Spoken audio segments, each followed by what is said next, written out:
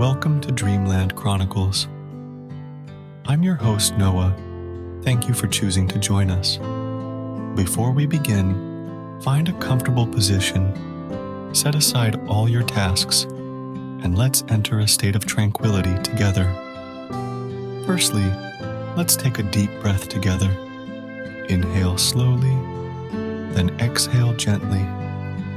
Repeat a few times, allowing your breath to become deeper and more rhythmic. Now, use your senses to feel every part of your body. From head to toe, notice any tension or discomfort. Just acknowledge their presence without striving to change them. As you continue to breathe deeply, let's alleviate the tension in your body by gradually relaxing your muscles. Starting from the head, moving downward, gently release each muscle. Feel that comfortable, light sensation, as if an invisible, comforting hand is gently embracing you. Shift your attention to your thoughts. Don't strive to eliminate them. Just let them quietly float by, like clouds drifting in the sky.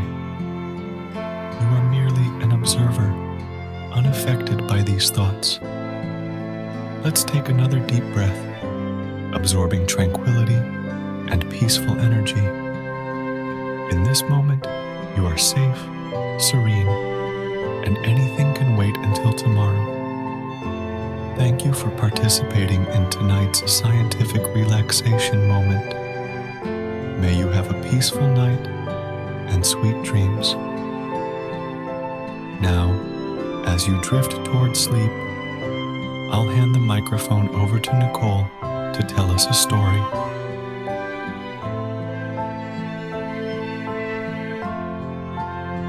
In past research, numerous scholars have focused on the costs of pursuing success, as explained by psychologist Barbara Killinger in her work Workaholics, Respectable Addicts. People are willing to sacrifice their personal happiness for work. Some scholars suggest that success can be addictive for many. Receiving praise for success can stimulate dopamine secretion in the brain, providing brief excitement and pleasure.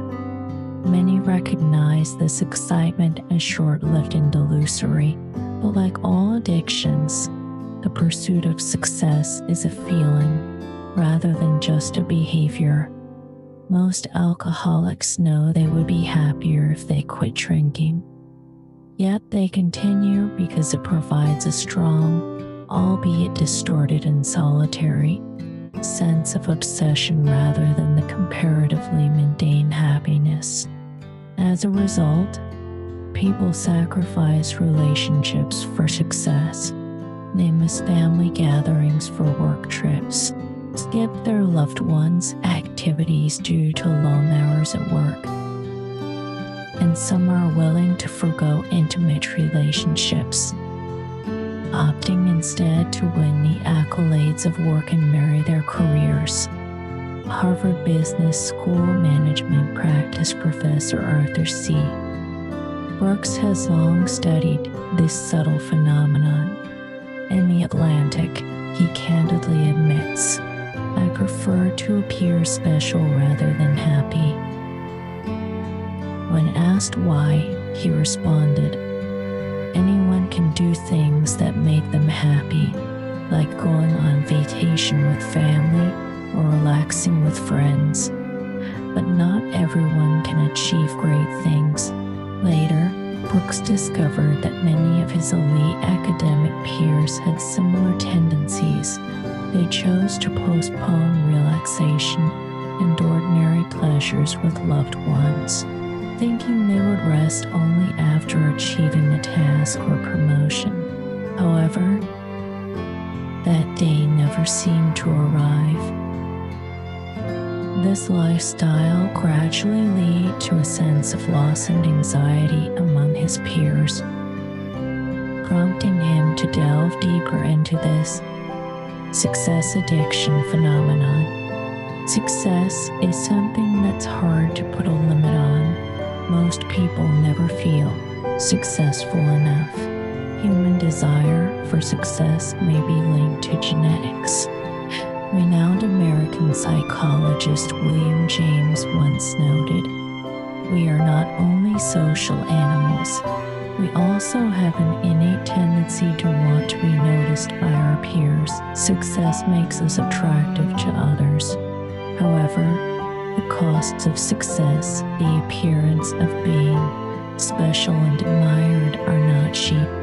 In the 1980s, Dr. Robert Goldman found that over half of ambitious athletes were willing to take a drug that would kill them within 5 years in exchange for immediate gains in their current competitions.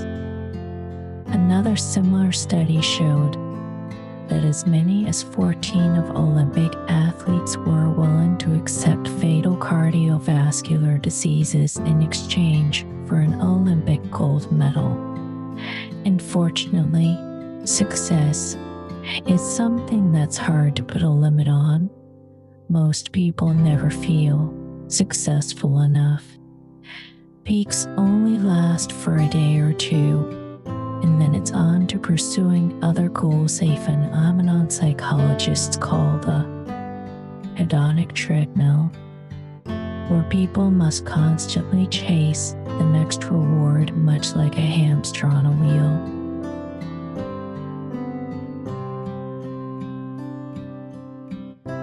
This is why many studies show that successful people almost always envy those who are more successful, because once achieved, the satisfaction starts to fade, and people always feel behind others.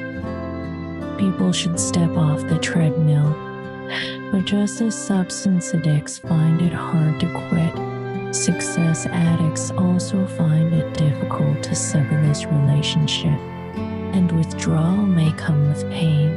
Studies find that outstanding athletes commonly experience depression and anxiety after their careers end, particularly Olympians, to the extent that there's a term called post-Olympic depression.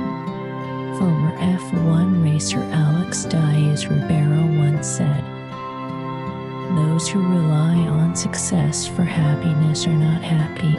He pointed out, such people either die in misery after achieving success or find other tracks to pursue more success until the next achievement in death. Under this setup, one could argue that there's no point in living after success.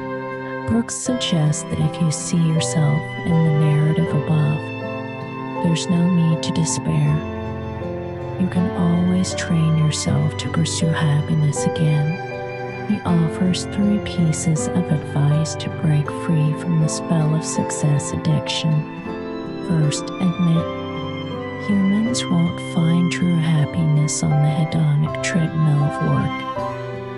Even if you've had or are currently experiencing great success, scholars point out that happiness lies in very ordinary things, such as enjoying walks or conversing with loved ones, rather than putting in an extra hour at work. However, Brooks also notes, this is extremely difficult for many people, almost like admitting failure, especially for those who have revered hard work and strive to outdo others all their lives.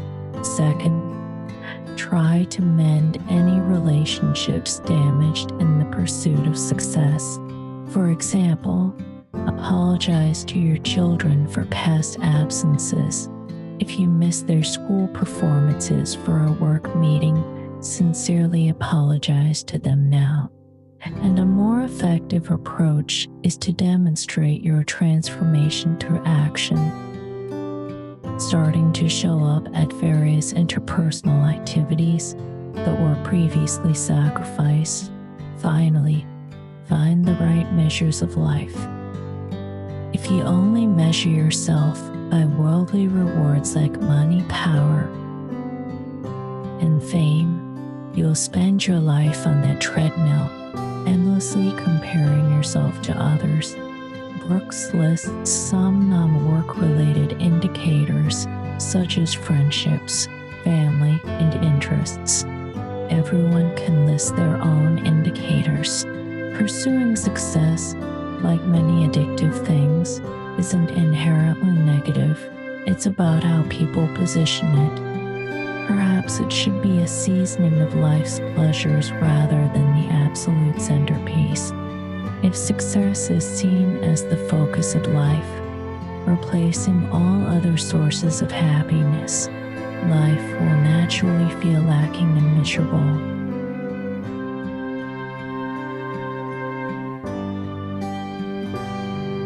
Now, as we conclude our time together, may the serenity of this moment linger with you through the night. Remember, you hold the power to create your own dreams, filled with wonder and possibility.